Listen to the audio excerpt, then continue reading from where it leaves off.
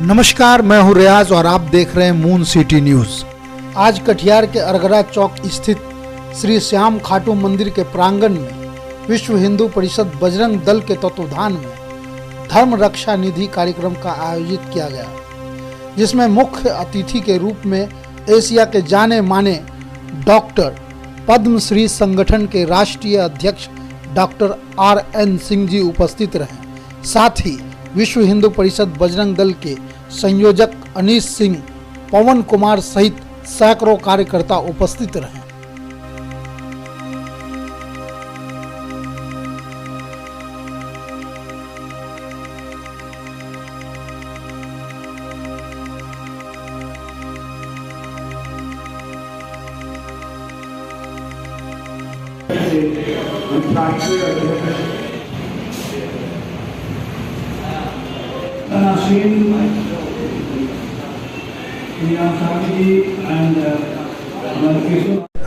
आज का विश्व हिंदू परिषद का ये कार्यक्रम धर्म रक्षा निधि समर्पण कार्यक्रम था। विश्व हिंदू परिषद एक अंतर्राष्ट्रीय संस्था है जो विश्व भर में हिंदुओं के संगठित करना, हिंदुत्व के मूल्यों की रक्षा करना, हिंदुओं के संस्कार को संरक्षण करना एक उनका मेन उद्देश्य है। इस उद्देश्य में हम लोग हिंदुत्व की रक्षा के लिए बहुत से काम करते हैं, जैसे कि राम जन्मभूमि का केस लड़ना, या अमरनाथ यात्रा जो रोक दी गई थी उसको फिर से शुरू कराना, या रामेश्वरम का जो सेतु है उसके ऊपर जो विवाद हुआ था उसमें काम करना। इसके अलावे जो सबसे इम्पोर्टेंट अभी जो प्रॉब्लम है वो है खासकर सीमांतर एरिया में, वो है धर्मांतरण और घुसपैठियों का प्रॉब्लम। ये सारा चीज़ पर हम विश्व हिंदू परिषद में नजर रखते हैं और हम कोशिश करते हैं कि ये सब में जो धर्मांतरण हो रहा है उसमें उसको रोकना और फिर घर वापसी का काम करना, तथा जो घुसपैठियों का जो प्रोग्राम है उसके लिए सरकार से के ऊपर दबाव डालना कि इस पर रोका जाए।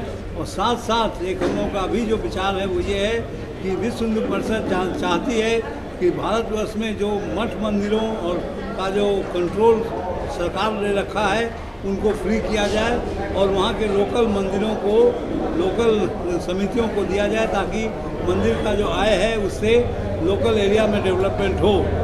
अभी देखा गया है कई राज्यों में मठ मंदिरों के आय को दूसरे धर्मों के लिए खर्च किया जाता है। इसको विश्व हिंदू परिषद रोकना चाहती है। और सीमांतर एरिया में, आज इस एरिया में जहाँ मैं आज हूँ, यहाँ बहुत से ऐसे लोकल प्रॉब्लम्स है जिसमें कि घर वापसी बहुत डिफ़िकल्ट होता है और धर्मांतरण बहुत ज़्यादा मात्रा में हो रहा है, लव जिहाद की मात्राएं बहुत हैं। इन सबों पर हम लोगों का विचार है और इन सबों के लिए जो धन की ज़रूरत होती है, और धर्मों में तो बहुत जगह से फंडिंग होती है, लेकिन दुर्भाग्यवश हमारे विश्व हिंदू परिषद या हमारे हिंदुस्तान में सेकुलरिज्म के नाम पर बहुत धन हमें सरकार से नहीं मिलता, और ये हम लोग खुद ही जमा करके, हमारे कार्यकर्ता, हमारे शुभचिंतक हैं, फिर हिंदू हित चिंतक हैं, ये लोग ही जमा करते हैं। इसलिए हम लोग एक निश्चित अवधि में हर एक जगह पर धर्म रक्षा निधि समर्पण कार्यक्रम करते हैं।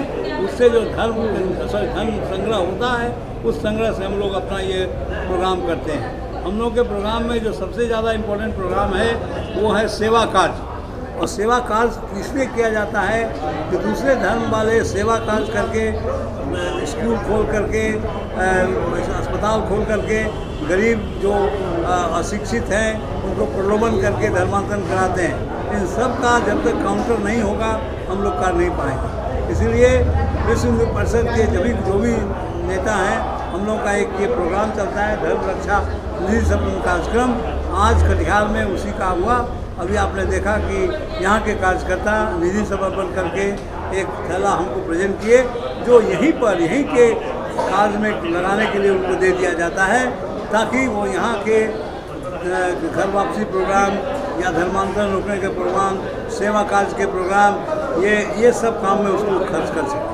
सर, ये जो सीमांचल का इलाका है, इसमें जो आप बता रहे थे जो मुद्दा है, खासकर लव जिहाद जैसी मुद्दा है, उस पर सरकार का जो पहल होना चाहिए था वो नहीं हो पाता है उतना। क्या आप देखते हैं? एक्चुअली क्या है कि लव जिहाद हो या धर्मांतरण हो, या गोरक्षा, ये सारी चीज़ों पर हम लोग नज़र रखे हुए हैं और हम लोग अपने राष्ट्रीय कार्यकारिणी में प्रस्तावित करके प्रस्ताव भेजा है सरकार को कि इस पर एक केंद्रीय कानून बनना चाहिए, क्योंकि केंद्रीय कानून नहीं रहने से हमारे लोकल कार्यकर्ताओं को भी दिक्कत होती है। हम उम्मीद करते हैं कि अभी के माहौल में कुछ दिनों में केंद्रीय कानून भी ऐसे बनने चाहिए जिससे लफ्ज़ जिहाद, धर्मांतरण, इन सब पर अंकुश लग सके। एक आखिरी सवाल, एक भाजपा के एक विधायक विधानसभा में मांग कर चुके हैं कि मुस्लिम का वोटिंग राइट खत्म कर देना चाहिए, किस तरह से देखते हैं इस बयान को, किस तरह से देखते हैं? अब मैं बताता हूँ आपको। देखिए, ये एक बहुत संवेदनशील मुद्दा है, लेकिन मैं समझता हूँ कि मुस्लिम को मैं बैन तो नहीं कर सकता, लेकिन जो जनसंख्या नियंत्रण कानून आना चाहिए, और जनसंख्या नियंत्रण कानून में हर एक आदमी को 2 बच्चे होने चाहिए। 2 बच्चे के बाद अगर कोई तीसरा बच्चा होता है तो उसको वोटिंग राइट नहीं मिलनी चाहिए। That's one. सुनिए, दूसरी चीज़ सुन लीजिए। दूसरा क्या प्रॉब्लम है कि हम लोग यहाँ देखते हैं क्या कि एक कॉमन सिविल कोड की बात होती है। आपके माध्यम से मैं 3-4 पॉइंट आपको कहना चाहता हूँ। कॉमन सिविल कोड के बारे में भ्रामक प्रचार किए जा रहे हैं, लेकिन मैं आपको इस माध्यम से कहना चाहता हूँ कि कॉमन सिविल कोड का मतलब होता है सामान्य नागरिक कानून। इस कॉमन सिविल कोड से हम हिंदुओं को कोई फ़ायदा नहीं है। कॉमन सिविल कोड से हमारे मुस्लिम बहनों को जितना फ़ायदा है वो किसी को नहीं है। उदाहरण स्वरूप, सबसे पहले कॉमन सिविल कोड का मतलब हुआ कि हिंदू लड़कियां और 21 साल में शादी की जाती हैं तो मुस्लिम लड़कियां भी 21 साल में शादी होगी। कितना बड़ा हेल्प होगा उनको। नंबर 2, आज जो 3 तलाक को रोका गया, इसके अलावे भी तलाक करने का तरीका है मुसलमानों में, उसके लिए कॉमन सिविल कोड होगा तो जो हिंदू में कोर्ट के थ्रू तलाक होता है वही उनको होगा। किसको फ़ायदा होगा? मुस्लिम बहनों को। तीसरा, अगर कॉमन सिविल कोड में हिंदुओं को एक शादी करने का है, मुसलमानों को भी एक होगा, तो कौन औरत चाहती है कि उसके घर में सौतीन आए? तो किसको फ़ायदा होगा? मुस्लिम बहनों को। प्रॉपर्टी, आज हमारे हिंदू में जो कॉमन सिविल कोड के मुताबिक पिता का प्रॉपर्टी लड़का लड़की दोनों को मिलता है, मुसलमानों में ऐसा नहीं है। कॉमन सिविल कोड लागू होगा, किसको फ़ायदा होगा? हमारे मुस्लिम बहनों को। ये बात हमारे समाज के हर एक मुस्लिम बहनों तक पहुंचना चाहिए कि कॉमन सिविल कोड की बात उठती है तो एक साथ सभी चिल्लाएं नहीं, आसानी से उसको सोचें कि एक्चुअली कॉमन सिविल कोड में क्या होगा, जनसंख्या नियंत्रण से क्या होगा। वोटिंग राइट बंद करना नहीं करना तो 18 साल के बाद की बात होगी। आज जो अगर बच्चा जन्म लेता है, अगर आज कोई जनसंख्या नियंत्रण कानून आप लाते भी हैं तो 1 साल तक उसको नहीं यूज़ कर सकते हैं कि जो बच्चा पेट में है उसको पर क्या पड़ेगा। 1 साल के बाद जो बच्चा होगा, अगर तीसरा बच्चा, तो उसको आप कानूनी तरह से रोक सकते हैं। लेकिन 18 साल के बाद वो वोट देने जा रहा है, तो 18 साल की बात है। तो अगर आज हम उसको वोटिंग राइट बंद कर देते हैं तो क्या अंतर पड़ता है? ये सारी बातें हैं जो संवेदनशील है, लोग पब्लिक भी इसको बात करना नहीं चाहते।